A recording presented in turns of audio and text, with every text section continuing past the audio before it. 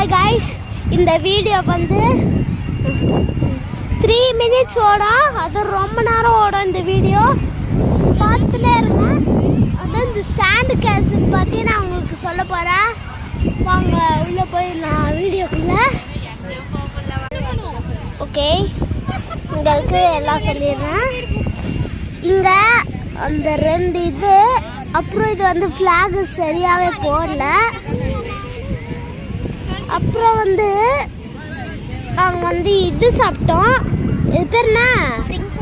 Spring potato சாப்பிட்டு design okay guys, இப்போ சொல்கிற டைம் இல்லை.